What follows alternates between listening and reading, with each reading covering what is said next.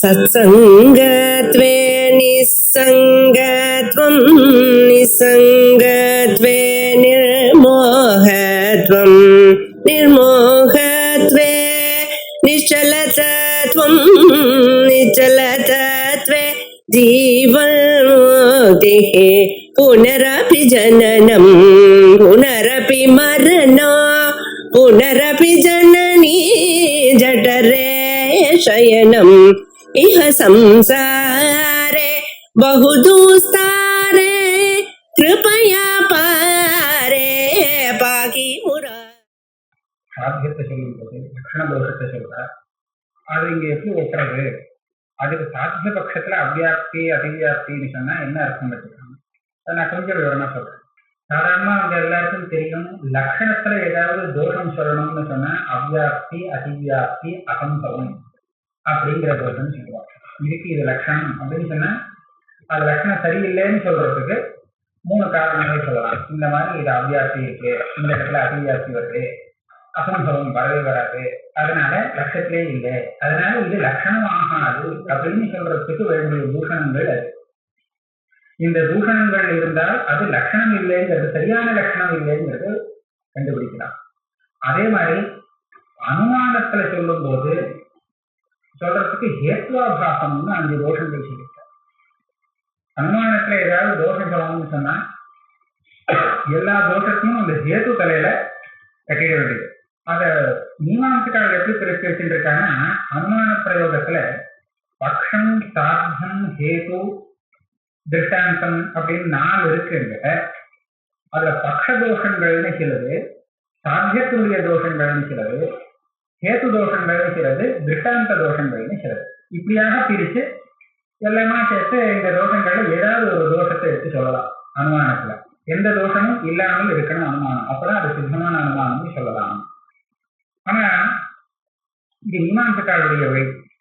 தார்க்கிகால் என்ன பண்ணுவாங்கன்னா, இந்த தோஷங்கள் எல்லாமே தோஷம்னு ஒத்துக்க வேண்டியது, இது அவளுக்கும் அவசியம்தான். ஆனா அது எல்லாத்தையும் அவ ஹேத்துடைய தோஷமாகவே சொல்லுவாள். ஹேத்து தோஷம், திருஷ்டாந்த தோஷத்தை கூட கிட்டத்தட்ட ஹேத்து தோஷமாகவே சொல்லுவாள். ஆக மற்ற தோஷங்கள் எல்லாம் வச்சுக்கல. எப்படின்னு கேட்டா சாதாரணமா நான் சொல்றேன். பக்ஷம் சாத்தியம் ஹேத்து திருஷ்டாந்தம் 4 இருக்கு இல்லையா? பக்ஷம்னே ஒண்ணு இல்லாம இருந்ததுன்னா, பட்சமாக ஏதோ சொல்லியிருக்கான், ஆனா வந்து அந்த பதத்துக்கு அர்த்தமே இல்லை, அசத்து அப்படின்னு இருந்தால் அப்ப என்ன தோஷம்னு சொல்றது? அதாவது ககன குசுமம் சுரபி குசுமத்வா சம்மத மல்லிகாரி குசுமவது அப்படின்னு சொல்லலாம்னு வச்சுக்கோங்க. இதை என்ன சொல்றது? ககன குசுமம்னு ஒண்ணு கிடையாது, பட்சமே கிடையாது. அப்ப இதை என்ன சொல்லலாம்? நாம சாதாரணமா இதை என்ன சொல்லலாம்? பட்சத்தினுடைய தோஷம், இது பட்சமே தப்பு, இப்படி ஒண்ணு கிடையாது அப்படின்னு சொல்லுவோம். தார்க்கிகாரர் என்ன சொல்லுவாங்க, இந்த இடத்துல ஆச்சரியா சித்தின்னு ஹேத்துவுக்கு தோஷம். ஹேத்துவுக்கு ஆச்சரியம் பட்சம், அது இல்லைங்கிறதுனால ஹேத்துவுக்கு ஆச்சரியா சித்திங்கிற தோஷம் நமக்கு. சரியா? இதே மாதிரி இன்னொன்னு சொல்றேன். சாத்தியம் ஒரு இடத்துல அப்பிரசித்தமா இருக்கு, அந்த இடத்துல என்ன பண்றதுன்னு கேட்டா சாத்திய அப்பிரசித்தி, சாத்தியமே அப்பிரசித்தமா இருக்கு, இது கூட ஹேத்துவுடைய தோஷம் தான். வியாப்தித்வா சித்திக்குள்ள ஹேத்து வரலாம் அப்படின்னு. ஹேத்துவுல வியாப்தி இல்லையே, அதுவும் நியாயம் தானே. சாத்தியம்னு ஒண்ணு இருந்தாத்தானே ஹேத்துவுக்கும் சாத்தியத்துக்கும் வியாப்திங்கிற ஒரு சம்பந்தம் வரும். சாத்தியமே ஒண்ணு கிடையாது அப்படின்னு சொல்லிட்டா அப்ப அது வியாப்தியே இல்லையே, அது வியாப்தித்வா சித்திங்கிற இதுல அழைச்சிட்டா. ஹேத்துவுக்குன்னு சொந்தமான சில தோஷங்கள் இருக்கவே இருக்கு. அந்த விபிச்சாரங்கிற தோஷம் இருக்கு, பாகம் கூட சாத்தியத்துடைய தோஷம், ஆனா அதை ஹேத்து தலையில கட்டிட்டா. சொரூபா சித்திங்கிற தோஷம் இருக்கு. இந்த மாதிரி நிறைய தோஷங்கள் இருக்கு. சப்பிரதிபக்ஷமும் தோஷம் இருக்கு. திருஷ்டாந்தத்துல தோஷம் சொல்றதா இருந்தா அங்க சாத்தியம் இல்லை, ஹேத்து இல்லை, இது ரெண்டுல ஏதாவது ஒண்ணு சொல்லணும். ரெண்டுமே இல்லை, இந்த மாதிரிதான் ஏதாவது சொல்லணும். சொன்ன திருஷ்டாந்தம் சரியில்லை. ஏன் சரியா இல்லைன்னா, நீங்க சொன்ன சாத்தியமோ ஹேத்துவோ ரெண்டுல ஒண்ணோ அல்லது ரெண்டுமே அங்க இல்லை அப்படின்னு சொன்னா இது தோஷம்னு சொல்லணும். இதையும் இவன் என்ன பண்ணிட்டான்னா, திருஷ்டாந்த ஆபாசத்தை ஹேத்து தோஷத்திலே தள்ளிட்டா. ஏன்னா வியாப்தி இல்லைன்னு ஆச்சு. திருஷ்டாந்தத்துல தானே நம்ம வியாப்தியை கிரகிக்கிறோம். அப்ப அந்த ஹேத்துவும் சாத்தியமும் ரெண்டும் சேர்ந்து இருந்தா தானே வியாப்தியை கிரகிக்க முடியும். ரெண்டுல ஒண்ணு அங்க குறைஞ்சு இருக்குன்னா அப்ப வியாப்தியை கிரகிக்க முடியாது. அதனால அது கூட வியாப்தித்வா சித்தி. ஆக தார்க்கிக மதத்துல அனுமானத்துல ஏதாவது தோஷம் சொல்லணும்னு சொன்னா அது ஹேத்வாபாசமாகத்தான் இருக்கு அப்படிங்கிறத நாம முதல்ல புரிஞ்சுக்கணும். அந்த ஹேத்வாபாசத்துல அவ்யாப்தி அதிவியாப்தி அசம்பவங்கிறது கிடையாது. அது தனி விதமா 5 விதமா ஹேத்வாபாசத்தை பிரிச்சு அனுமானத்துல சொல்றதுக்காக தோஷங்களை வச்சிருக்காரு. இப்படியாக இருக்கு. இது ஹேத்வாபாசம் தனி, லட்சண தோஷங்கள். நான் எதுக்காக இதை சொல்ல வந்தேன்னா, லட்சணத்துக்கு சொல்ல வேண்டிய தோஷங்கள் அது தனி, அவ்யாப்தி அதிவியாப்தி அசம்பவம் அப்படிங்கிறது. இந்த அனுமானத்துல சொல்ல வேண்டிய தோஷங்கள் அது தனி, அது 5 விதமா பிரிச்சுட்டு இருக்கா. சங்கேபமா சொல்லிட்டு போறேன். தர்க்கசங்கிரகத்தை எடுத்துட்டோம்னா பஞ்ச ஹேத்வாபாசா, 5 ஹேத்வாபாசங்கள் சொல்லலாம். என்னன்னா, சாத்தியம் இல்லாமல் ஹேத்து ஏதாவது ஒரு இடத்துல இருக்குமானால் இதுக்கு விபிச்சாரம்னு பேர், சவ்யபிச்சாரம். ஏன்னா இது ஒரு தப்பான ஹேத்து. ஹேத்துவை வச்சுட்டு சாத்தியத்தை நான் அனுமானம் பண்ணியாகணும். கட்டாயம் அது இருக்குங்கிற நிச்சயம் இருந்தா தானே நான் இதை வச்சு அதை அனுமானம் பண்ண முடியும். பூமம் இருக்கிற இடத்துல கட்டாயம் வன்கி இருக்கும் அப்படிங்கிற ஒரு நிச்சயம் எனக்கு முன்னாடி இல்லைன்னு சொன்னா, பூமத்தை மாத்திரம் பார்த்துட்டு அந்த அக்னி இருக்குன்னு எப்படி என்னால ஊகிக்க முடியும்? ஏன்? அதனால இதுக்கு நேர விருத்தமாக இருக்கு விபிச்சாரங்கிறது. வன்கி இல்லாமலே பூமம் ஒரு இடத்துல இருக்கு அப்படின்னு நான் தெரிஞ்சுட்டேன்னா, எனக்கு தெரிஞ்சதுன்னா, அப்ப பூமத்தை வச்சுட்டு என்னால வன்கிய ஊகிக்க முடியாது. இதுதான் விபிச்சாரம்னு சொல்றது. சாத்திய அபாவ விருத்தித்வம். இது விபிச்சாரம் அடிக்கடி இதுல வந்துட்டே இருக்கும். இது அனுமானத்துல சொல்லக்கூடிய ஒரு தோஷம். இன்னொரு தோஷம் என்னன்னா அசித்தி. அசித்தி இப்ப நான் 3 விதமாக பிரிச்சிருக்கேன். ஒரு அசித்தி சொல்றேன், நிறைய வாரம் சொல்லக்கூடிய அசித்தி. நீங்க சொல்லக்கூடிய ஹேத்துவானது அந்த பட்சத்துல சாத்தியத்தை சாதிக்கணுமானால் அது முதல்ல அந்த பட்சத்துல இருக்கணும். ஹேத்து முதல்ல சித்தமா இருக்கணும், அப்பதான் அது சாத்தியத்தை சாதிக்க முடியும். பர்வதத்துல அக்னி இருக்கிறதாக நீங்க சாதிக்கணும். எதை கொண்டு சாதிக்கிறீங்கன்னா பூமத்தை கொண்டு சாதிக்கிறேன். இந்த பூமம் முதல்ல அங்க இருந்தா தானே அந்த அக்னி இருக்குங்கிறத நம்ம கண்டுபிடிக்க முடியும். அங்க இருக்கிறது பூமமே இல்லை, வேற ஏதோ இருக்குன்னு சொன்னா அக்னி இருக்குன்னு அனுமானம் பண்றது சரியா வராது இல்லையா? அதனால சாத்தியத்தை சாதிக்கிறதுக்காக சொல்லக்கூடிய அந்த ஹேத்துவானது அந்த பட்சத்துல இருக்கணும். இது ஒரு நியமம். அப்படி இல்லைன்னு சொன்னா அதுதான் ஸ்வரூபாசித்தின்னு தோஷம் சொல்றது. பட்சத்துல ஹேத்து இல்லை அப்படின்னு சொன்னால் அதுக்கு ஸ்வரூபாசித்தின்னு பேர். ஸ்வரூபாசித்தின்னு பேரை மாத்திரம் பார்த்து ஹேது ஸ்வரூபமே அப்பிரசித்தமோ அப்படின்னு நினைச்சுக்க. அப்படி இல்லை, பட்சத்துல இருக்க வேண்டியது இல்லை, அதனால ஸ்வரூபாசித்தின்னு அதுக்கு பேர் வச்சிருக்காங்க. 3வது விதமான தோஷம் என்னன்னா பாதம்னு வச்சுக்கிறேன். சப்ரதி பட்சத்தை நான் கடைசியில சொல்லிக்கிறேன். பாதம். பாதம்னா என்ன தெரியுமோ? இப்ப ஹேத்து இல்லை பட்சத்துலன்னு சொன்னேன் இல்லையா? சாத்தியம் பட்சத்துல இல்லைன்னு நிச்சயம் ஆயிடுச்சுன்னா அது பாதம். ஜலாசயத்தை பட்சமாக சொல்லி இதுல வன்கி இருக்கு, ஏன்னா தூமம் இருக்கு அப்படின்னு ஆரம்பிச்சாங்கன்னா வன்கி ஜலாசயத்துல வன்கி இருக்குன்னு சொல்றதே ஆரம்பிச்சு அங்க இல்லைன்னு தீர்மானம் ஆயிடுச்சு. அக்னியானது சீதமாக இருக்கும் அப்படின்னு அனுமானம் பண்றக்கே போட்டு ஹேத்துவே இங்க சொல்ல வேண்டியதில்லை. ஹேத்து சொல்றதுக்கு முன்னாடியே இங்க பாதம். பட்சத்துல சாத்தியம் இல்லை அப்படிங்கிறது நிச்சயமாக இருந்தால் தெரிஞ்சால் அப்ப அந்த ஹேத்துவ பாதித்தம்னு சொல்றோம். இது 3வது ஹேத்துவாகும். 4வது என்னன்னா விருத்தம். விருத்தம்னு சொன்னா சாத்தியத்துக்கும் ஹேத்துவுக்குமே விரோதம். அதாவது சாத்தியம் இல்லை அப்படிங்கிறத சாதிக்கிறதுக்கு சொல்ல வேண்டிய ஹேத்துவ சாத்தியம் இருக்குன்னு சொல்றதுக்கு பிரயோஜனம் பண்ணிட்டான். அப்படி சொன்னா அதுக்கு விருத்தம்னு பேர். எப்படின்னா, இப்ப தூமம் இருக்குன்னு வச்சுக்கோமே, இந்த தூமத்தினால வங்கி இருக்குங்கிறத சாதிச்சா சரி. இங்க தூமம் இந்த வங்கி இல்லை ஏன்னா தூமம் இருக்கிறதுனால அப்படின்னு ஒரு சொன்னாங்கன்னா இந்த ஹேத்து எதை சாதிக்கிறதுக்காக நியாயமாக வரணுமோ அது இல்லைங்கிறத சாதிக்கிறதுக்காக அவன் பிரயோகம் பண்ணினானால் அப்ப விரோதம். விருத்தம் விரோதம். சாத்திய அகமானாதிகரணம் ஹேத்து, சாத்தியா பாவ வியாப்தியோ ஹேத்து, இப்படின்னா அதை நிறைய விசாரப்படுத்திட்டார். இதுதான் விரோதம். சாத்தியத்துக்கும் ஹேத்துவுக்கும் விரோதம். பர்வதோ வன்யமான் ஜலா அப்படின்னு ஒருத்தர் சொல்றான். பர்வதத்துல அக்னி இருக்கு, எப்படி கண்டுபிடிக்க? ஜலம் இருக்கு அப்படின்னு சொன்னாங்கன்னா ஜலத்துக்கும் அக்னிக்கும் விரோதம். இது தப்பான ஹேது, இது விருத்த ஹேது. இன்னொரு இது ஒரு விரோதம்ங்கிறது ஒரு தோஷம் சொல்றது. இன்னொரு தோஷம் என்னன்னா தற்பிரதிபக்ஷம். தற்பிரதிபக்ஷம் சொல்றது 2 ஹேது இருக்கும். நீ ஒரு ஹேத்துவை கொண்டு ஒரு விஷயத்தை சாதிக்கிற, இன்னொருத்தன் இன்னொரு ஹேத்துவை கொண்டு அது இல்லைங்கிறத சாதிக்கிற. இப்படிதான் வாதத்துல சாதாரணமா வரும். ஒருத்தவங்க ஒரு ஹேத்துவை சொல்லி இதுதான் அப்படின்னு சாதிக்க வந்தால் எதிராளி என்ன பண்ணுவான், அது இல்லைங்கிறதுக்கு வேற ஒரு ஹேத்துவை காமிக்குவோம். இப்படி காமிக்கும் போது ரெண்டு ஹேத்துவும் சமபலமாக இருந்துடுத்துன்னு சொன்னால் அப்ப சத்பிரதிபக்ஷம் ரெண்டுமே காரியத்துக்கு உபயோகம் இல்லை, அனுமானத்துக்கு உபயோகம் இல்லை அப்படின்னு பிராச்சீனார் சொல்றார். நவீனார் என்ன சொல்றாருன்னா, அந்த சமயத்துல ரெண்டும் சமபலமாக இருந்தால் அது சத்பிரதிபக்ஷம் அப்படின்னு பேரு. இந்த ஹேத்துவுக்கு பிரதிபக்ஷியான ஹேத்து இன்னொன்னு இருக்குன்னு அர்த்தம். இது எதை சாதிக்கிறதோ அது இல்லைன்னு சாதிக்கிறதுக்கு இன்னொரு பிரதிஹேது இருந்தால் இதுக்கு சத்பிரதிபக்ஷம் பேரு. பரஸ்பரம் ரெண்டுமே சத்பிரதிபக்ஷம் ஆயிடும், ரெண்டு ஹேத்துவுமே அப்ப காரியம் பண்ணாது அப்படின்னு பிராச்சீன நையாயிக்காரன் சொல்றார். ஆனால் இந்த ரெண்டு ஹேத்துவுல தப்பான ஹேத்து ஏதாவது ஒரு ஹேத்துவா தான் இருக்கலாம். நமக்கு அந்த சமயத்துல அனுமதி வர முடியல, அனுமதிங்கிற காரியத்தை அதனால உண்டு பண்ண முடியலைங்கிறது இருந்தாலும், ஏன்னா பலாபலத்தை நிர்தாரணம் பண்ண முடியாததுனால அனுமதி வராட்டாலும் அந்த ரெண்டு ஹேத்துவுல ஏதாவது ஒரு ஹேத்து சரியான ஹேத்துவாக இருக்கலாம் நிஜமாக. இப்ப இப்படி பர்வதா வன்ஹிமான் பூமவத்வா அப்படின்னு சொல்றான், இன்னொருத்தர் சொல்றான் அதெல்லாம் கிடையாது, பர்வத்தோ நவன்ஹிமான் ஜலவத்வா அப்படின்னு சொல்றான். இந்த ரெண்டுல ஏதாவது ஒண்ணு சரியா இருக்கலாம். ஆனால் இது கேட்கிறவனுக்கு இது சரியா அது சரியா எது பிரபலம் பிரபலம்னு தெரியாத பரியந்தம் அவனுக்கு அனுமதி வராது. ஆனால் ஒண்ணு சரியா இருக்கலாம். அதனால அவ என்ன சொல்றான்னா, இப்ப ஏற்பட்ட ஸ்தலத்துல அனுமதி பிரதிபந்தம்ங்கிறது ஏற்பட்டாலும், அனுமதிக்கு பிரதிபந்தம் ஏற்பட்டாலும் ஒரே ஒரு ஹேத்துவ சத்பிரதிபக்ஷம் துஷ்டஹேத்துன்னு சொல்லணும், இன்னொரு ஹேத்துவ அது சொல்ல வேண்டியதில்லை. அதனால அப்ப வேலை செய்ய முடியலைங்கிறதான் வச்சுக்கணும் அப்படின்னு சொல்ற நவீன நையாயிக்கார். அது சாத்தியாபாவ வியாப்திய ஹேத்து சத்பிரதிபக்ஷம். இந்த 5 ஹேத்வாபாசங்கள் இருக்கு. இந்த 5 ஹேத்வாபாசத்தையும் ஒரே அனுமான பிரயோகத்துல கூட எடுத்து சொல்லலாம்.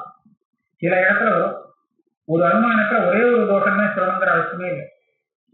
சில இடத்துல ஒரு தோஷம் தான் இருக்கும், சில இடத்துல 2 தோஷம் இருக்கும். ஒரு தோஷம் தான் இருக்குன்னு சொல்லக்கூடிய அனுமானம் ரொம்ப துர்லபம். 2 தோஷம் இருக்கும், 3 தோஷம் இருக்கும், 4 தோஷம் இருக்கும், 5 தோஷமும் எல்லாமே சேர்ந்த கூட இருக்கும். 5 தோஷமும் இருக்குங்கிறதுக்கு ரொம்ப தேடி கண்டுபிடிச்ச ஒரு உதாரணங்கள் சொல்லியிருக்கா.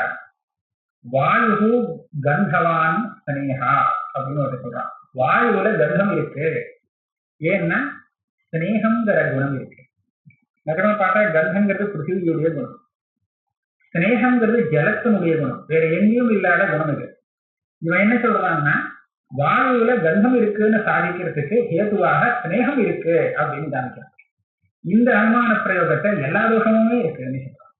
எப்படின்னா, கந்தம்ங்கிறது சாத்தியமாக வச்சுட்டோம்னா கந்தம் இல்லாத இடத்துல ஸ்னேகம் இருக்கிறதுனால விபிச்சாரங்கிற தோஷம் வந்தது. சாத்தியம் இல்லாத இடத்துல ஹேத்து இருந்தால் அதை விபிச்சாரம்னு சொல்றது.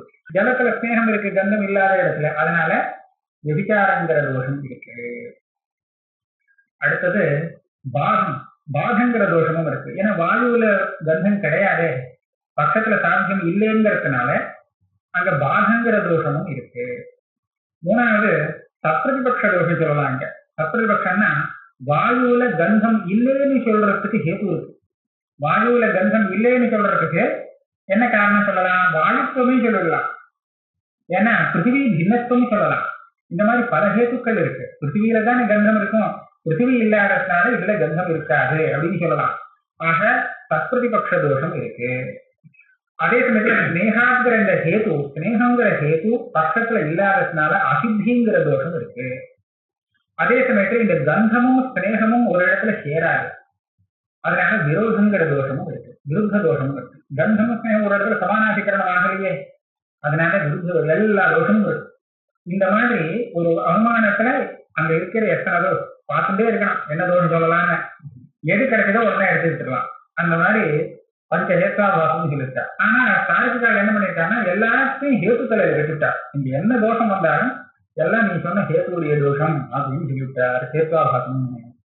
இங்க அத்வைத சித்தியில இந்த தார்க்கிக சம்பிரதாயத்தை தான் அவர் அனுசரிச்சுட்டு போறார். மீமாம்சக சம்பிரதாயத்தை வச்சுட்டு தனித்தனியா இதெல்லாம் பிரிக்கல. இது பக்ஷ தோஷம், இது சாத்திய தோஷம், ஹேது தோஷம், திஷ்டாந்த தோஷம் அப்படிலாம் பிரிக்கல, எல்லாம் ஹேத்வாபாசம்னு சொல்லிட்டார். அப்படி சொல்லும் போது இங்க இப்ப அனுமான பிரயோகம் தானே நடக்கிறது. இவர் பண்ணினது விமதம் மித்யா திருஷ்யத்வா சுக்திரூபியவத், இது அனுமானம்.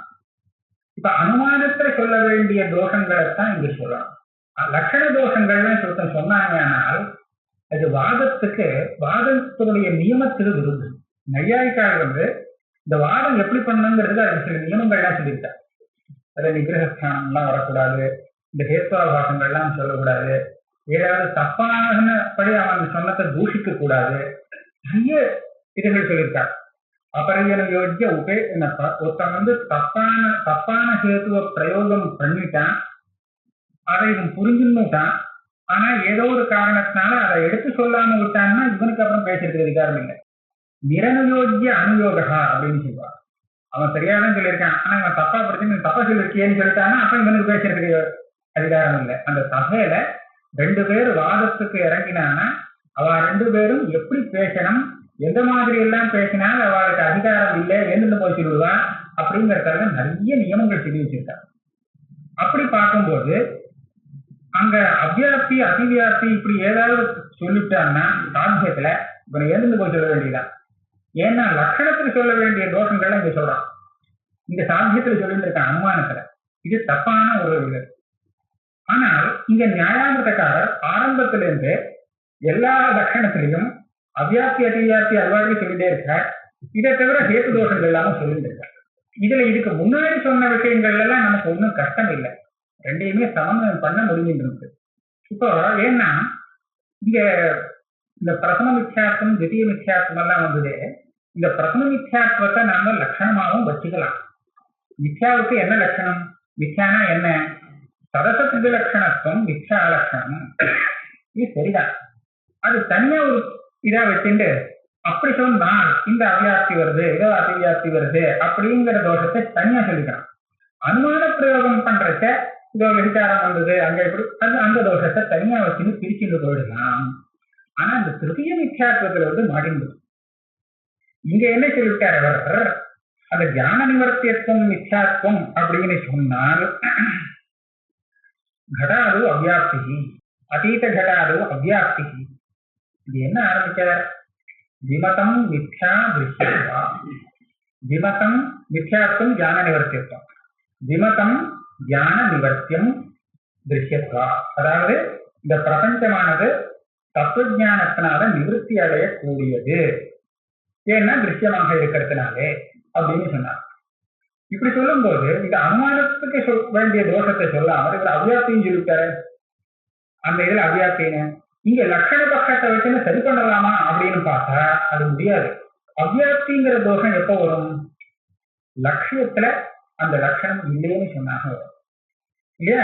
அதே மாதிரி அதிவியாப்திங்கிற தோஷம் எப்ப வரும், அலட்சியத்துல லட்சணம் இருக்கு அப்படின்னு வந்தா அதிவியாப்திங்கிற தோஷம் வரும். மாட்டுக்கு சொல்லக்கூடிய லட்சணம் இவன் சொன்ன லட்சணம் எருமை மாட்டுக்கு கூட இருக்குன்னு சொன்னா இது மாட்டுடைய லட்சணம் இல்லை, இது அதிவியாப்தின்னு சொல்றது. இவன் சொன்ன லட்சணம் மாட்டுக்கே சில இடத்துல இல்லை அப்படின்னு சொன்னா அவ்வியாப்தின்னு சொல்றது. மாட்டுக்கு சொன்ன லட்சணம் ஒரு மாட்டுக்குமே கிடையாது அப்பேற்பட்ட லட்சணம் சொல்லியிருக்கான்னு சொன்னால் அப்ப இது அசம்பவம்னு சொல்றது. இந்த 3 தோஷமும் லட்சணத்துக்கு சொல்லக்கூடிய தோஷம். இப்ப ஞான நிவர்த்தியத்துவங்கிறது மித்யா லட்சணம்னு வச்சுட்டோம்னா இதுல ஒரு அவ்வியாப்தி காமிக்கிறார், ஒரு அதிவியாப்தி காமிக்கிறாரு. அதிவியாப்தி எங்க காமிக்கிறாருன்னு கேட்டா பூர்வ ஜானம் உத்தர ஜான நிவர்த்திய பூர்வ ஜானிய அதிவியாப்தி. 2வது ஜானம் வந்தாலும் முதல் ஜானம் அதனால நிவர்த்தி ஆயிடுறது. அப்ப ஜானத்தினால நிவர்த்தி ஆச்சோ இல்லையாது, ஜான நிவர்த்தியமாச்சே, அதுல அதிவியாப்திங்கிறார். எப்படி அதிவியாப்தி சொல்றது, யாரை பார்த்து சொல்றது, பிரபஞ்சம் பூரா ஜான நிவர்த்தியம் மித்யான லட்சியமாக சொல்றவனுக்கு அந்த பூர்வ ஜானம் மாத்திரம் மிச்சம் இல்லையா. அப்ப அதுல லட்சணம் வர வேண்டியது தானே, லட்சணம் வந்துருத்தே அப்படின்னு அதிவியாப்தி வந்துருத்தே அப்படின்னு கேட்கிறாரு, இது தப்பு இல்லையா. அப்ப இந்த அதிவியாப்தி சப்தத்துக்கு எப்படி அர்த்தம் வச்சுக்கிறது, இதே மாதிரி அவ்வியாப்தி சப்தத்துக்கு என்ன அர்த்தம் வச்சுக்கணும் இந்த சாத்திய நிர்தேசம் பண்ற காலத்துல. இது ஒரு சம்பிரதாயம் என்ன இருக்குன்னு கேட்டா இந்த அவ்வியாப்தி அதிவியாப்திங்கிறது பாரிபாஷிகமாக லட்சணத்துக்கு மாத்திரம் சொல்லக்கூடிய தோஷமாக இருந்தாலும் இந்த சந்தர்ப்பங்கள்ல அதாவது அனுமான பிரயோகம் பண்ணும் போது இந்த சப்தத்தை பிரயோகம் பண்ணினா இதனுடைய அர்த்தத்தை மாற்றி வச்சுக்கணும்னு ஒரு இது இருக்கு. இப்போ அவ்வியாப்தின்னு சொன்னாக்க அந்த இடத்துல பாதம்னு அர்த்தம். பாதங்கிற தோஷத்தை அவ்வியாப்திங்கிறது குறிக்கிறது. அதிவியாப்தி அப்படின்னு சொன்னா இது சித்த சாதனம் கட்டுப்படி. இப்போ உத்தர ஞானத்தினால நிவர்த்தியாகக்கூடிய இந்த பூர்வ ஞானம் இருக்கே, இதுல ஞான நிவர்த்தியத்துவம் வந்தது இல்லையா? ஞானத்தினால நிவர்த்தியானது ஆனபடியால ஞான நிவர்த்தியத்துவங்கிறது அதுல இருக்குங்கிறது எல்லாருமே ஒத்துண்ட விஷயமா இருக்கு. அதனால இதுல அந்த சாத்தியம் ஏற்கனவே சித்தமாக இருக்கு. அதனால சித்த சாதனம் தோஷா அப்படின்னு சொல்றான். இங்க அதிவியாப்தி சப்தத்துக்கு சித்த சாதனம் அப்படிங்கிற தோஷம், இந்த மாதிரி அர்த்தம் வச்சுக்கணும். அதே மாதிரி கடத்துல அவ்வியாப்தி வந்ததே அப்படின்னு கேட்டால், இப்ப கடம் ஏற்கனவே நாசம் அடைஞ்சாச்சுங்கிறதுனால ஞானத்தினால நாசம் ஆக போவதில்லை. என்ன அவருடைய இதுல வச்சு பேசுறேன். அப்ப ஞான நிவர்த்தியத்துவங்கிற சாத்தியம் கடத்துல வராததுனால அப்ப என்னாச்சு? பாதகா, பாதம். அவ்வியாப்தி சப்தத்துக்கு பாதம்னு அர்த்தம் வச்சுக்கிறது. இதுக்கு சித்த சாதனம். இதே மாதிரி அதிவியாப்திங்கிற சப்தத்தை வியபிச்சாரங்கிற அர்த்தத்துல கூட பாமதிக்காரர் பிரயோகம் பண்ணியிருக்கார். அவர் பல இடத்துல அனுமானத்துல வியபிச்சாரங்கிற அர்த்தத்துல அதிவியாப்தி சப்த பிரயோகம் பண்ணியிருக்கார். பாமதியில மாற்றி கூட பண்றது உண்டு. இந்த லட்சணத்துல தோஷம் சொல்லிட்டு வரைச்ச வியபிச்சார சப்த பிரயோகம் பண்றது. வியபிச்சாரம்னா அங்க அதிவியாப்தி அர்த்தம் லட்சணத்துல சொல்லும் போது. அதனால இந்த சப்தங்கள்லாம் இவ மாற்றி பிரயோகம் பண்றது உண்டு. அதனால இங்க இந்த தோஷத்தை சொல்லக்கூடாது, சாத்தியத்தை சொல்லிட்டு வரும்போது நீ அவ்வியாப்தி அதிவியாப்தி சொல்லிட்டியேன்னு நியாயாமர்த்தக்காரர்கிட்ட நாம பெரிய தோஷம் சொல்லக்கூடாது. ஏன்னா இந்த சம்பிரதாயம் இருக்கு, ஏற்கனவே இருக்கு. அதுக்கு அர்த்தம் இந்த மாதிரி நம்ம புரிஞ்சுக்கணும். ஏன் அதுதான் சொல்றதுக்காக. இதுதான் இப்படிதான் அவ்வியாப்தி அதிவியாப்திங்கிறது நீ ஞாபகம். இந்த விட்டலேசோபாத்தியாயர் இருக்காரு, அவர் என்ன பண்ணாருன்னா இதை ஒரு வழியா சரி பண்ணலாமான்னு பார்க்கலாம். இங்க இந்த திருத்திய மித்யாத்வத்தை விட்டா மாற்றி எல்லா மித்யாத்வத்தையும் நம்ம லட்சண பட்சமாகவும் எடுத்துட்டு போகலாம். இன்னொன்னு இதுவாகவும் எடுத்துட்டு போகலாம், மித்யாத்வமும் எடுத்துட்டு போகலாம். ஆனா இந்த அவ்வியாப்தி அதிவியாப்தி இவர் சொன்னது சரியா வரல இந்த இடத்துல, அதனால நமக்கு கஷ்டமா இருக்கும். அவர் என்ன சொல்றாருன்னா இங்க வேற விதமா சொல்லி இதை சரிப்படுத்தலாம், அவ்வியாப்தி லட்சணமாகவே கொண்டு சொல்லலாம். ஆனா எதுக்கு லட்சணம்னு பார்க்கணும். இப்ப மித்யாவாக இருக்கக்கூடிய பொருளுக்கு லட்சணம் சொல்லியிருக்கோம்னு வச்சிருந்தோம் இல்லையா? இப்படி வச்சிருந்தோம்னா அவ்வியாப்தி அதிவியாப்தி சொல்லவே முடியாது. ஏன்னா இவர் சொன்ன இடத்துல அது லட்சியம், லட்சியத்துல வந்ததுனால அதிவியாப்தி சொல்லக்கூடாது. இதனால இது தப்பு. ஆனால் இந்த லட்சணத்துக்கு ஒரு லட்சணம் சொல்லலாம் இல்லையா? மித்யாவுக்கு லட்சணம் இல்லை, லட்சணத்துல நான் தோஷம் சொல்ல வரல. இந்த லட்சணம் மித்யா லட்சணம் ஆகணுமானால் அதுக்கு ஒரு யோகியத்தை வேண்டியிருக்கோ இல்லையோ? அது வேண்டியிருக்கு. லட்சணத்துக்கு லட்சணம், லட்சணம்னு சொல்லுவாங்க. இது லட்சணம் ஆகிறதுக்கு யோகியம் தானா அப்படின்னு பார்த்தாங்க. அப்ப இது மித்யாவுக்கு லட்சணம் ஆகணுமானால் இதுக்கு ஒரு யோகியத்தை தேவைப்படுறது. அப்ப அந்த லட்சணத்துக்கு லட்சணம் பார்க்கும்போது இது மித்யா லட்சணம் ஆகிறதுக்கு யோகியம் ஆகலைன்னு தெரியும். ஒரு உதாரணம் பாருங்க, மாட்டுக்கு லட்சணம் சொல்றான். என்ன லட்சணம்னு கேட்டா சாசனாதி மத்துவம் அப்படின்னு லட்சணம் சொல்றான். இந்த சாசனாதி மத்துவம் மாதிரி எத்தனையோ லட்சணங்கள் அங்க சொல்றதுக்கு இருக்கு. ஆனால் எல்லாமே அந்த மாதிரி அதுக்கு தகுந்த மாட்டுக்கு லட்சணம் ஆயிட முடியாது. ஏன்னா அதை வச்சு கண்டுபிடிக்க முடியாது. சாசனாதி மத்துவத்தை வச்சுட்டு நாம கண்டுபிடிச்சிடலாம், சரி இது மாடு அப்படின்னு. நான் ஒரு லட்சணம் சொல்றேன், சாசனாதி மத்துவத்துக்கு சமானமா இருக்கு, ஆனா அந்த லட்சணமாக சொல்ல முடியாது. எது கவேதர பின்னமோ அதுதான் மாடு அப்படின்னு சொல்ற. மாட்டை காட்டிலும் வேறானது எதுவோ அதை காட்டிலும் வேறானதுதான் மாடு. இதுல என்ன தப்பா இருக்க? தப்பு ஒண்ணும் கிடையாது. மாட்டை காட்டிலும் பின்னம்னு சொன்னா இதை தவிர பாக்கி எல்லாம் பிரபஞ்சம் கூட வரும். அந்த பிரபஞ்சத்தை காட்டிலும் எது பின்னமாக இருக்குமோ அதுதான் மாடு அப்படின்னு நான் லட்சணம் சொல்லலாம். சொன்னா இதுல அவ்வியாப்தி அதிவியாப்தி சொல்றது ஒன்றும் இல்லை, ஆனா இது லட்சணம் ஆகாது. இதை வச்சு ஒருத்தன் கண்டுபிடிக்க முடியாது. இது மாடா இல்லையான்னு கேட்டா எப்படி கண்டுபிடிக்கிறது? ஒண்ணும் கண்டுபிடிக்க முடியாது, எடுக்க வேண்டியது. இதுதான் இதர பேதம் அப்படின்னு சொல்றோம். இந்த இதர பேதத்தை லட்சணமாக சொல்லவே முடியாது, இது வியாபர்த்தகம் இல்லைன்னு சொல்லி பெரிய சர்ச்சை இந்த மாதிரி பண்ணிட்டு இருக்கா. அதனால லட்சணமாகறதுக்கு சில யோகியதைகள் தேவைப்படுறது. இவர் என்ன சொல்றா, ஞான நிவர்த்தியத்துவம் அப்படின்னு நீங்க லட்சணம் சொல்றே, மிச்சைக்கு லட்சணம். இந்த லட்சணம் மித்யா லட்சணம் ஆகணுமானால் எந்த ஞானத்தினால நிவர்த்தி ஆகணும்னு ஒரு கணக்கு வேண்டாமா? ஒரு வஸ்துவை நம்ம மிச்சைன்னு சொல்லணும்னா அதனுடைய அதிஷ்டான தத்துவஜானத்தினால நிவர்த்தியானாத்தானே அதை நாம மித்தியன்னு சொல்றோம். வேற ஏதோ ஜானம் ஏதோ பூர்வ ஜானம் பொறுத்து அப்படின்னு சொன்னா அதுக்காக நம்ம மித்தியன்னு சொல்றோமோ? சொல்றது இல்லை.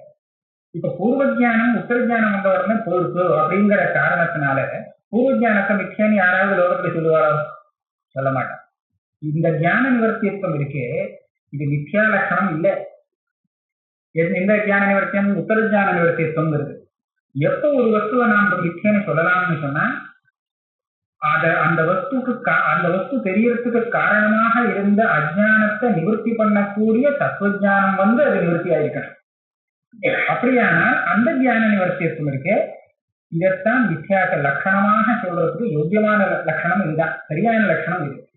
ரெண்டாவது ஞானங்கிறது முதல் ஞானம் கொடுத்து அப்படிங்கிறதுனால உத்தர ஞான நிவர்த்தியத்துவம் இருக்கே, இது மித்யா லட்சணமே இல்லை. ஆனா நீங்க சொன்ன லட்சணம் இருக்கே, அது அதுக்கும் பொருத்தமாக இருக்கு. அதனால அதிகாரம் எது மித்யா லட்சணம் ஆகாதோ, ஞான நிவர்த்தியத்துவத்திலும் ஒரு விசேஷமான ஞானத்தினால நிவர்த்தியத்துவம், அதிஷ்டான தத்துவ ஞானத்தினால எது நிவர்த்தியாகிறதோ அந்த நிவர்த்தியத்துவம் தான் மித்யா லட்சணமாகும். நீங்க சொன்ன விதம் பார்த்தாக்க அப்படி இல்லாத ஞான நிவர்த்தியத்துவம் இருக்கு, அதுக்கும் அந்த லட்சணம் பொருத்தமா இருக்கு, வந்து சேர்ந்தது அலட்சியம். அதனால இது அதிகாரம் அப்படின்னு சமயம் பண்ணிட்டு போறார். ரொம்ப சூக்ஷமா விசாரம் பண்ணி எடுத்துட்டு போறார். நான் சொல்றது இருக்கா? இந்த மாதிரி இருக்கு. இந்த மாதிரி ஒரு ஒரு மார்க்கம் இருக்கு. இது விசலேஷ உபாத்தியாயர் எடுத்துக்கார். விசலேஷ உபாத்தியாய் இந்த புத்தகத்துல இல்லை அந்த இடத்துக்கு. ஆனா இதுக்கு அப்புறம் ஆங்கிலத்துல இன்னொரு புத்தகம் போட்டார். இப்ப கடைசி கொடுத்து விட்டு போச்சு. திவ்ய மித்யாத்வத்துல கடைசி பாகமும் திருத்திய மித்யாத்வத்துல முதல்லையும் இந்த புத்தகத்துல விசலேஷோபாத்தியாயி கிடைக்கல. அதுக்கப்புறம் கிடைச்சிருக்கு. அதை அவர் திருப்பி போட்டு விட்டார். அந்த புத்தகத்துல இந்த விஷயங்கள் தான் இருக்கு. சரி, இதுதான் அந்த அவ்வியாக்கிய அவ்வியாக்கிய சர்ச்சை. இப்ப நாம வந்து சதுர்த்தி மித்யாத்வத்துல ஒரு இடத்துல நிற்கிறோம். அங்கிருந்து பாக்கியா இந்த இது வந்தது இல்லையா, சம்பவத்து உபாதானத்வா ஜெகோபத்தி இது வாக்கியம். காலே சகசம்பவத்து தேசேபி சகசம்பவ அவிரோதா. இங்கதான் முக்கியமான அவிரோதா பிராகபாவசத்வேன உபாதானத்வ அவிரோதாச்ச நச்ச அத்தியந்தாபாவாதிகரணே பிராகபாவஸ்யானுபத்தி இது வாக்கியம். இந்த பிராச்சீன நையாயிகாருடைய மதத்துல அத்தியந்தாபாவம் வர இடத்துல பிரதியோகியும் இருக்காது, பிரதியோகியுடைய பிராகபாவமும் இருக்காது, பிரதியோகியுடைய துவம்சமும் இருக்காதுன்னு சொல்றாங்க. அதாவது பிரதியோகியோ கடமோ கடத்தினுடைய பிராகபாவமோ கடத்தினுடைய துவம்சமோ இருக்கிற இடத்துல கடத்தினுடைய அத்தியந்தாபாவம் வராது. இது பிராச்சீன நையாயிகாருடைய ஒரு சித்தாந்தம். இதை நவீன கண்டிச்சுட்டார். அந்த பட்சத்தை வச்சிருந்து நியாயாமத்துக்காரர் அப்ப ஆட்சேபிச்சார்.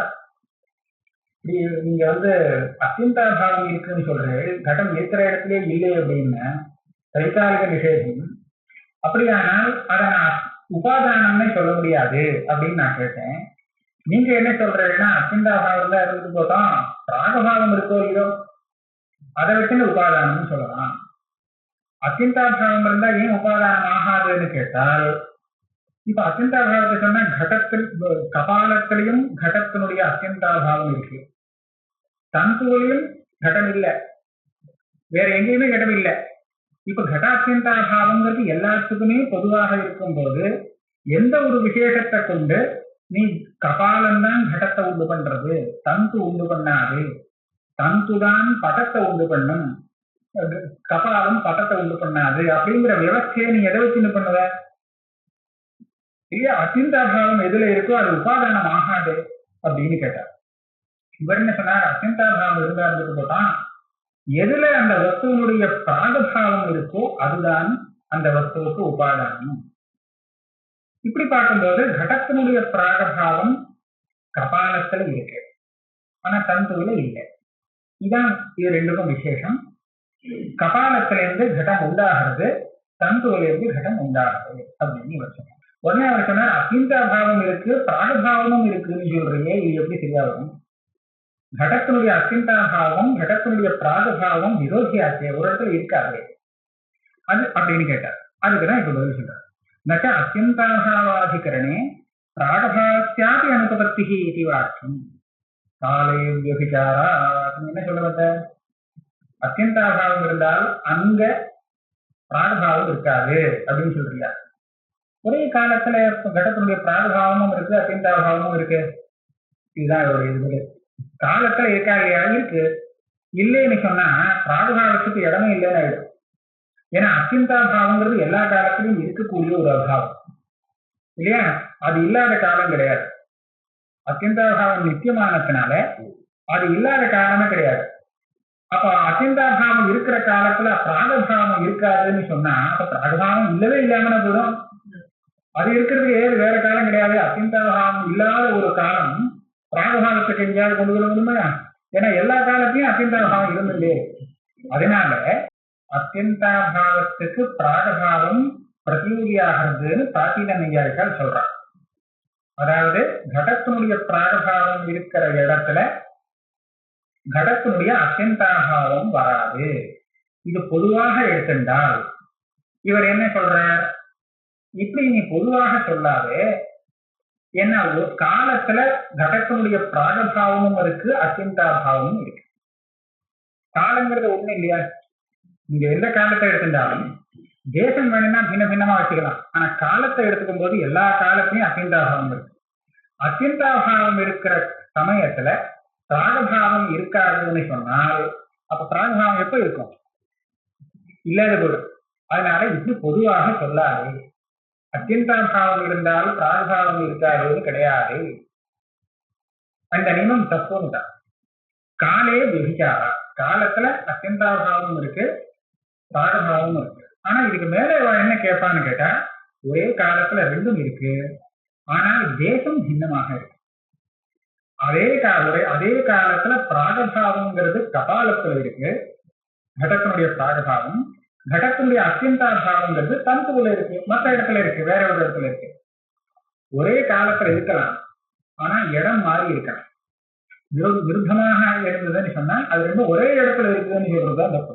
அதே மாதிரி ஒரே இடத்துல இருக்கலாம், ஆனா காலம் வித்தியாசமா இருக்கும். அப்படி இருந்தாலும் இது ரெண்டையும் சொல்லலாம். ஆனா இங்க எப்படின்னு கேட்டா நீங்க சொல்றது எப்படின்னா ஒரே காலத்துல ஒரே தேசத்துல அபாவமும் அதுவும் சேர்ந்து இருக்குது. இதுதான் வித்தியாசம். இந்த வித்தியாசத்தோட ஒரு விசேஷம். அதனால பொதுவா சொல்லும் போது இது ரெண்டும் எப்படி சேரும் அப்படின்னு கேட்டா காலத்துல சேரலையா அப்படின்னு காலே விசாரா. அப்ப அதான் அடுத்த கேள்வியே இதுதான். நச்ச காலே பிராகபாவ அத்தியந்தாபாவோ சமானாதிகரண்யம் இதானீம் घटात्यन्ताभावः इदानीं घटप्रागभावः इति प्रतीतिबलात् अङ्गीकृतम् देशे तु तदुभयसामानाधिकरण्ये न किञ्चिदपि प्रमाणम् इति वाक्यम्. இது சங்கர். காலத்துல பிராகபாவமும் இருக்கு, அத்தியந்தாபாவமும் இருக்கு அப்படிங்கிற ஒரு வஸ்து இருக்குன்னு சொல்லணும்னா அதுக்கு நம்மளுடைய பிரதீதி தான் காரணம். இதை வச்சுட்டுதான் அந்த வஸ்துனுடைய சத்தையை நம்ம வச்சுக்கிறோம். இந்த கடத்தினுடைய பிராகபாவம் இருக்கு அப்படின்னு சொல்றோமோ, அதனால காலத்துல அந்த பிராகபாவம் இருக்குன்னு சொல்றோம். கடம் இல்லை அப்படின்னு சொல்றோம், அதனால காலத்துல அதனுடைய அத்தியந்தாபாவமும் இருக்குன்னு வச்சுக்கிறோம். அப்ப இந்த பிரதீதியை வச்சுட்டு இப்பொழுது கடம் இல்லை, இப்பொழுது கடப்பிராகபாவம் இருக்கிறது அப்படிங்கிற இந்த பிரதீதியை கொண்டு ரெண்டுமே ஒரே காலத்துல இருக்கு அப்படிங்கறத நாம சொல்றோம். ஆனால் ஒரே தேசத்துல இது ரெண்டும் சேர்ந்து இருக்குங்கிறது பிரதீதி இருக்கும். கபாலத்துல கடம் இருக்கிற காலத்துல இந்த கபாலத்துல கடம் இருக்குன்னு தெரியறதே தவிர இல்லைன்னு தெரியவே இல்லை இல்லையா? அப்ப கட அத்தியந்தாபாவம் தெரியல. அதே மாதிரி அந்த கபாலத்துல கடம் உண்டாகிறதுக்கு முன்னாடி கடம் உண்டாக போறதுன்னு அது சொல்றது அதனுடைய பிராகபாவம் தெரியறதே தவிர அத்தியந்தாபாவம் தெரியல. அதனால அந்த தேசத்துல இது ரெண்டும் கூடவே இருக்குங்கிறதுக்கு பிரதீதி பிரமாணம் இல்லையேன்னு கேட்கலாம். அதுக்கு இவர் என்ன பதில் சொல்றார்? மித்யாத்வ அனுமிதேகே சுத்தியாதேஷ்ட பிரமாணத்வா. இதுக்கு முன்னாடி இங்க ஒரு சின்ன பதில் சொல்லலாம். பிராகபாவமும் அத்தியந்தாபாவமும் ஒரு இடத்துல சேரறதுக்கு லௌகிகமான பிரதீதியே உண்டு. இது நவ்ய நையாயிக்கால் சொல்லிட்டு இருக்காரு, ஈசிடிக்காரெல்லாம் சொல்லிட்டு இருக்காரு. இது சேர்ந்துதான் ஆகணும். இது கொஞ்சம் விவரணம் பண்றேன். இந்த கட்டம் இருக்கு, கட்டம் உண்டாகும் போது அதை பாகம் பண்றதுக்கு முன்னாடி அதுக்கு ஒரு ரூபம் கருப்பா இருக்கும், அது வேற ரூபத்துல இருக்கும். அதை அக்னியில போட்டு சுட்டத்துக்கு அப்புறம் அந்த பாக்கத்தினால அதனுடைய பூர்வ ரூபம் போய் புதுசா ரூபம் வருது, சவுக்கா மாறுறது, கலர் மாறுறது இல்லையா? இது சாதாரணமான பிரசித்தமான இது. இந்த கலர் மாறுறதுலயே கலர் இப்போ முதல்ல இதை மாத்திரம் எடுத்துக்கோம். முதல்ல சியாம ரூபமாக இருந்தது அந்த கட்டம், கருப்பாக இருந்தது, சியாம ரூபம் அதுல இருந்தது.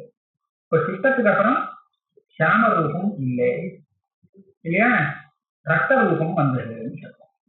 இப்ப சியாம ரூபம் ஏற்கனவே அங்க இருந்ததுனால அந்த சியாம ரூபத்தினுடைய துவம்சம் இப்ப இருக்கு இல்லையா. சியாம ரூபத்தினுடைய துவம்சம் பிரத்வம்சம் அங்க இருக்கிற காலத்துல சியாம ரூபத்தினுடைய அத்தியந்தாபாவம் அங்க இருக்குன்னு சொல்லலாமா? சொல்ல முடியாது. ஆனால் யாருக்கிட்ட வேணும்னு கேட்டு பாருங்க, சௌப்பா அந்த கடம் இருக்கிற சமயத்துல இந்த கடத்துல சியாம ரூபம் இல்லைன்னு சொல்லுவான். நாஸ்தி கடே சியாம ரூபம் அஸ்திவா கேட்டா என்ன சொல்லுவான்? நாஸ்தி அப்படிதான் சொல்லுவான்.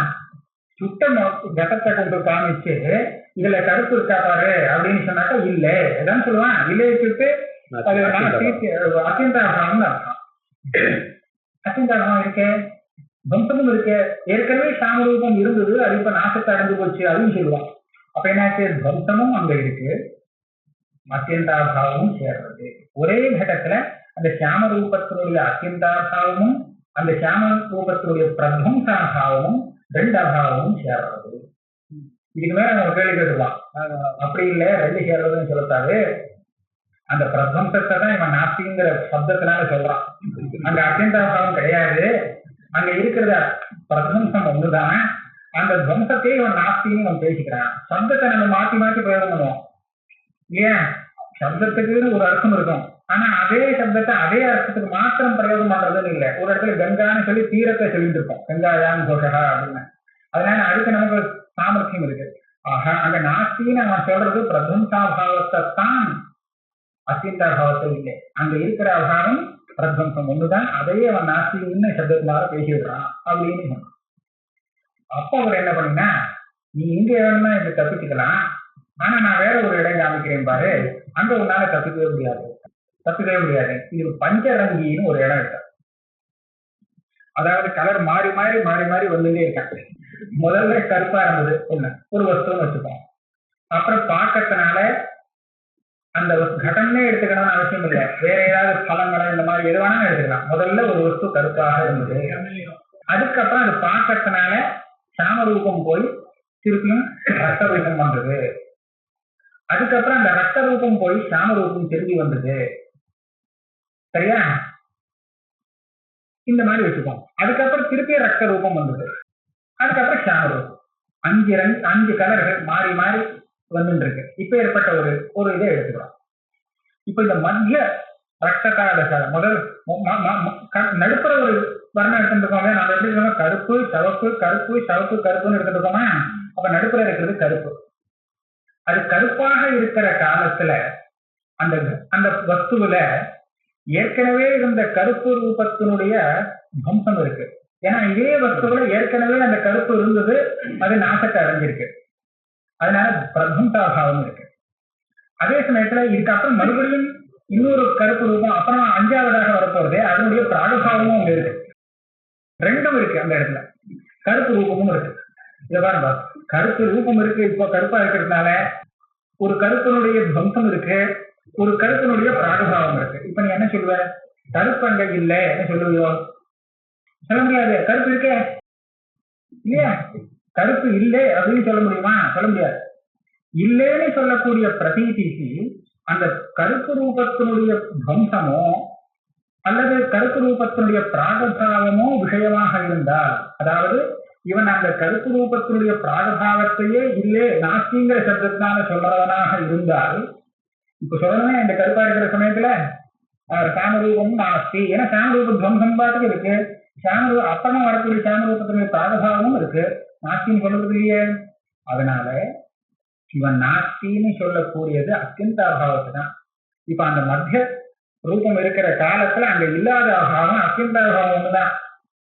ஏன்னா பிராகபாவம் இருக்கு, அப்புறமா வரக்கூடிய இதனுடைய பிராகபாவம் இருக்கு, துவம்சம் இருக்கு, இந்த பிரதியோகியான ரூபமே இருக்கு, கருப்பு ரூபமே இருக்கு. அப்ப என்ன இல்லைன்னு சொன்னா நாஸ்தின்னு சொல்றதுக்கு அவன் நினைக்கிறது அத்தியந்த அபாவத்தை.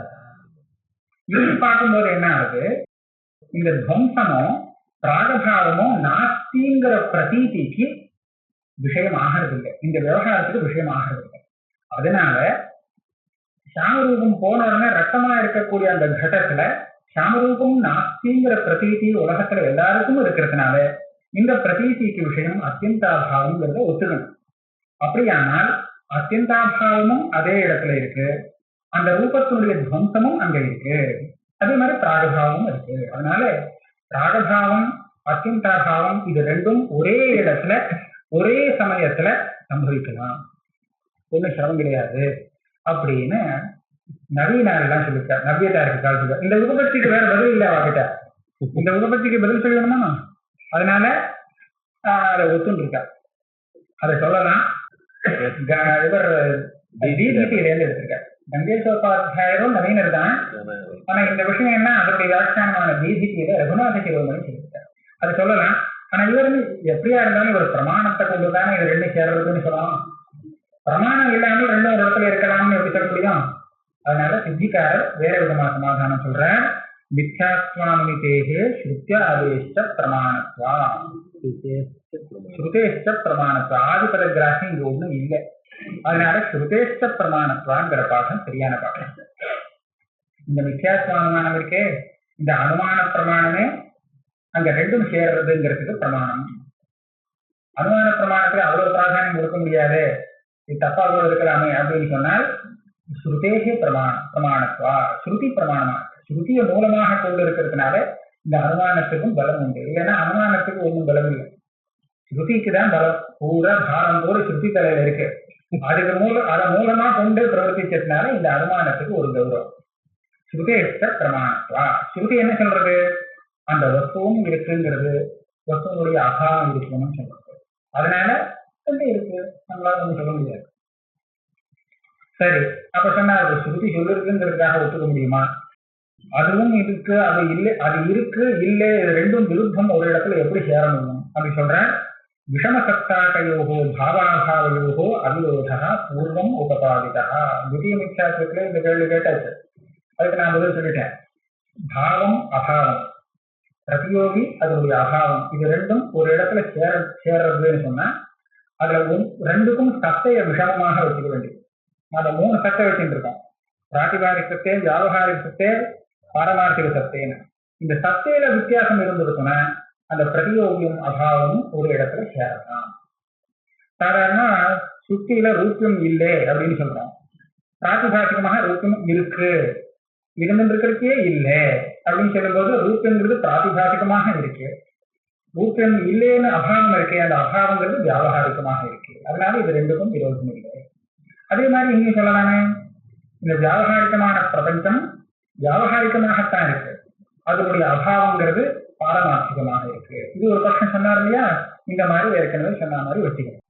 அப்படி இல்லைன்னு சொன்னாக்கா ஏற்கனவே இன்னொன்னு சொல்லியிருக்கார், சுவாப்பன கதை தலசாக திருஷ்டாந்தேன்னு, ரெண்டு சமான சத்தாகமாகவும் இருக்கலாம் அப்படிங்கிறதையும் சொல்லியிருக்கார். சமசத்தாகையோரப்பி ஏகத்திர, ஒரே இடத்துல சமசத்தாகமாக ரெண்டும் சேரலாம், சேர்ந்தாலும் விரோதம் உண்டு. அது ஒரு பெரிய விசாரம். அது ரெண்டும் ஒரு இடத்துல இருக்கலாம், ஆனா ரெண்டும் விரோதம் சொல்ல முடியுமா? சொல்லலாங்கிற. விரோதம்னா நீங்க என்னன்னு நினைக்கிறீங்க? விரோதம்ங்கிறது பல விதமான விரோதம் இருக்கு. விரோதங்கிறது எப்படின்னு கேட்டா, வத்தியகாட்டக பாவம்னு ஒரு விரோதம். அது இதுல இது அதை வந்து சாப்பிடும். எலியும் பூனையும் ஒரு இடத்துல ஏன் இருக்க முடியாது அப்படின்னு கேட்டா, இது வந்து அது சாப்பிடும் அப்படிங்கிறதுனால ஒண்ணுதான் இருக்கும். இது இருந்தா அது இருக்காது, அது இருந்தா இது இருக்காது. இது ஒரு விதமான விரோதம். இன்னொரு விரோதம் என்னன்னு கேட்டா, அது தியானத்துல உள்ள விரோதம். இது தெரிஞ்சா அது தெரியாது, அது தெரிஞ்சா இது தெரியாது. அப்ப இருக்கலாம் ஒரு இடத்துல. பிரதிபந்தக பாவம் தியான யோகம், இப்படி ஒரு விரோதம் சொல்லுவா. ஒருத்தனுக்கு ஒரு இடத்துல வந்து வெளிச்சம் தெரிஞ்சால் அந்த இடத்துல இருட்டு தெரியாது, இருட்டு தெரிஞ்சா வெளிச்சம் தெரியாது. சமப்பிரகாச விருத்தஸ்வபாவம், இது தெரிஞ்சா அது தெரியாது, அது தெரிஞ்சா இது தெரியாது. நான் ஒரு உதாரணமா இது சொல்றேன். பல பேர் ஒத்துக்க முடியாது இந்த விஷயத்த. அதே மாதிரி ஒரு இடத்துல கடம் இருக்குன்னு தெரிஞ்சால் அதே இடத்துல கடம் இல்லைன்னு தெரியாது. கடம் இல்லைன்னு நினைச்சு ஒருத்தனுக்கு தாண்டி வந்ததுன்னா அந்த இடத்துல கடம் இருக்கிறது அவனுக்கு தெரியாது. அங்க பார்த்தா கடம் இருக்கு, கடத்தினுடைய அபாவமும் இருக்குன்னு இருக்கலாம், ஆனா இவருக்கு தெரியறது ஏதாவது ஒருதான் தெரியலாம். இப்படி கூட விரோதம் உண்டு. இப்ப சொல்லக்கூடிய இந்த விரோதம் இருக்கு, இது இந்த தியானத்தினுடைய விரோதம் தான். தியானத்தக விரோதம், வஸ்துதக விரோதம் இல்லை. ஏன்னா ஸ்ருதி பிரமாணம் வந்து அங்க இருக்குன்னு சொல்லிருக்கு, கடம் எந்த காலத்திலயுமே கிடையாது, நேகனானாஸ்தி கிஞ்சனான. அதே சுருதி பிரமாணம் அந்த வஸ்து இருக்குங்கிறது காமிக்கிறது, சிருஷ்டியாக சொல்றது. அதனால இதை பார்க்கும்போது அது தெரியாது, அது பார்க்கும்போது இது தெரியாது. இதனாலதான் கீதையில யானிஷா சர்வபூதானாம் சத்யாம் ஜாகிரதி சம்யமி யஸ்யாம் ஜாகிரதி பூதானி சா நிஷா பட்சியதோமி. பரமாத்மாவை தெரிஞ்சா இந்த ஜெகத்து தெரியாது, ஜெகத்தை தெரிஞ்சா பரமாத்மா தெரியாது. அதனால ரெண்டுல ஒண்ணுதான் இருக்குன்னு சொல்ல முடியுமா? எல்லாம் தான் இருக்கு. இந்த ஜெகத்துக்கும் பரமாத்மா, இந்த பரமார்த்த தத்துவத்துக்கும் விரோதம் அப்படின்னு சொன்னா இது இருக்கிற இடத்துல அது இல்லை, அது இருக்கிற இடத்துல இது இல்லைன்னு சொல்லக்கூடாது. ரெண்டும் ஒரே இடத்துல தான் இருக்கு. இது இல்லாத இடம்னு ஒண்ணு கிடையாது, பரமாத்மா இல்லாத இடம்னு ஒண்ணு இருக்கு, அங்கெல்லாம் ஜெகத்து இருக்கு அப்படின்னு சொல்லக்கூடாது. ரெண்டும் ஒரே இடத்துல தான் இருக்கு. ஆனா இது தெரிகிறவனுக்கு அது தெரியாது, அது தெரிகிறவனுக்கு இது தெரியாது அப்படிங்கிறத வச்சுட்டு யானிஷா சர்வபூதானாங்கிறது சொல்றோம். அது போல இங்க வச்சுக்கணும். பிரம்மானந்தர் அழகா சொல்லியிருக்கார், இவ்வளவு தெரிஞ்சதுக்கு அப்புறமும் அனுமானங்கள்லாம் பண்ணினதுக்கு அப்புறம் கூட அது தெரிய மாட்டேங்கிறது. யாராவது தெரிஞ்சதுன்னு சொன்னாக்கா அவங்க அசைவு அப்படின்னு சொல்றோம். அது சொன்னா அனாதி வாசனை எத்தனை நாள் வந்திருக்கு இந்த வாசனை சம்ஸ்காரம். அந்த சம்ஸ்காரத்தினால இந்த கடம் இருக்குங்கிற அந்த சம்ஸ்காரம் அனாதி திருடமாக ஏறி இருக்கிறதுனால அந்த அபாவம் தெரியறதுக்கு, பிரத்யட்சமா தெரியறதுக்கு அதுவே பிரதிபந்தகமாக இருக்கு. இந்த சம்ஸ்காரம் குறைய குறைய தானா தெரிய ஆரம்பிச்சிடுமா, தத்துவம் தெரிய ஆரம்பிச்சிடுமா. எப்போதுமே இந்த பிரம சம்ஸ்காரம் ரொம்ப திருடமா இருந்தால் அவனுக்கு தத்துவத்தை போதிக்கிறதுக்கு கொஞ்சம் நாஸ்திகளோ அதிகி அனாதிகி வர்த்ததே அஸ்மாக்கம் சம்ஸ்காரா இதானீம் நஷ்டோ. இதுக்கு முன்னாடி நமக்கு தெரியவே தெரியாது, சத்தியம்னு தான் நினைச்சிட்டு இருக்கோம். இது சொன்னதுனால ஓஹோ மிச்சையா இருக்குங்களோ இருக்கு அப்படின்னு இப்ப கொஞ்சம் யோசனை பண்றதுக்கு அவகாசம் இருக்கு. அதனால ஸ்ருதி அனாதியா இருக்கலாம், ஆனா அதை நாம தெரிஞ்சுன்றது ரொம்ப லேட்டா தெரிஞ்சுட்டு இருக்கோம். அதனால இப்போதான் அந்த ஞானம் வந்திருக்கு. இந்த சம்ஸ்காரம் ஏறதுக்கு இன்னும் நாளாகும். அந்த சம்ஸ்காரம் ரொம்ப நாளாவே அனாதியா இருந்துருக்கு, அதனாலதான் தெரிய மாட்டேங்கிறது அப்படின்னு பிரம்மானந்தர் சொன்னார். அதற்கு அநேக ஜென்ம சம்சித்தா, அதுலயும் கீதையில எல்லாமே இருக்கு. அது இருக்கு. அப்புறம் அந்த பாதியில அவன் போயிட்டாங்க யோகம் பிரஷ்டம், அடுத்த ஜென்மாவில் அதுக்கு மேல பிடிச்சிருக்கோம்.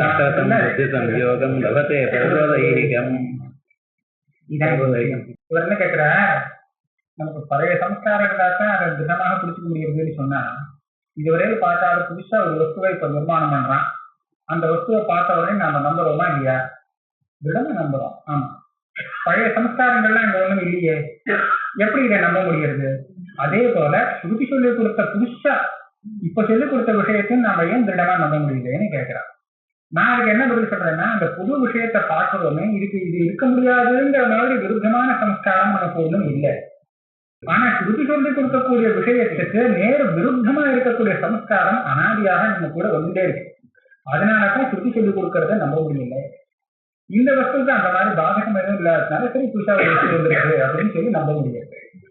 இது வித்தியாசம் இருக்கு.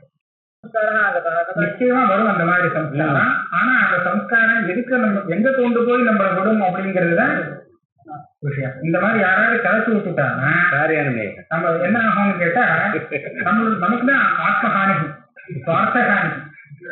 பகுனாம் கதை பௌத்திய சந்தேகம். அதனாலதான் இந்த கண்டன கண்டகாரியர் சொல்றார், நான் ஒரு சின்ன சுகுத்தா இருந்தேன்னு ஒரு விஷயம் சொல்லி கொடுக்குறேங்கிற. தீதனாக புத்திசாலிகளேன்னு சம்போதனம் பண்ற. தீதனாக பாதனாயாஸ்யாக சதா பிரஜாம் பிரயச்சத க்ஷேப்தும் சிந்தாமணியும் பாணிலப்தம் அப்தௌ யதீச்சத. இந்த அத்வைத புத்திய ஸ்ருதி சொல்லி கொடுக்கக்கூடிய விஷயத்த நூற்றுக்கணக்கா எத்தனையோ விதமாக சிந்திச்சு இதை தப்புன்னு சொல்லி வேற மாதிரியே அர்த்தம் சொல்லலாம்னு பிரயத்தனம் பண்ணிட்டே இருக்கேப்பா. இதனால உனக்கு ஏற்படக்கூடிய நஷ்டம் உனக்கு தெரியலையே. நீ எப்போ இதை பண்ணணும்னு தெரியுமா? நீ செய்யற காரியம் எப்படி இருக்கு தெரியுமா? ஒருத்தன் கையில சிந்தாமணிங்கிறது கிடைச்சு போச்சு. அதாவது அபிஷ்டத்தை எல்லாத்தையும் கொடுக்கக்கூடிய ஒரு ரத்தனம். இந்த ரத்தனம் ஒருத்தன் கையில கிடைச்சதுன்னா அவன் ஏதாவது விடுவனா? எவனால ஒரு புத்திசாலியா இருக்கிறவன் விடுவனா? விடமாட்டான். ஆனா இதை தூக்கு கடல்ல ஏறி சமுத்திரத்தை ஏறிறான்னு சொன்னா அவன் எப்பேற்பட்ட பெரிய புத்திசாலியா இருக்கணும், விஷயம் தெரியாதவன். நீ அப்படி அந்த மாதிரி ஒரு காரியம் செய்யணும்னு நீங்க நினைச்சீர்களானால் நிச்சயமாக அத்வைதத்தை சிந்திக்கலாம். ஜீதனாக பாதனாயாஸ்யாக சதா பிரஜாம் பிரயச்சத க்ஷேப்தும் சிந்தாமணியும் பாணிலப்தம் அப்தௌ யதீச்சத. இது சுருத்தாக என்ன சொல்றேன், நான் என்னுடைய அனுபவத்தை சொல்றேன் அப்படின்னு அவர் சொல்றேன். அதுக்கு மேல நீங்க என்ன பேசினாலும் எனக்கும் பேச தெரியும். வச்சத்தை வச்சுட்டு இங்க ஒன்றும் இதே இல்லை. இந்த அனுபவத்தை வச்சுட்டு பார்க்கும்போது இந்த மாதிரி இருக்கு.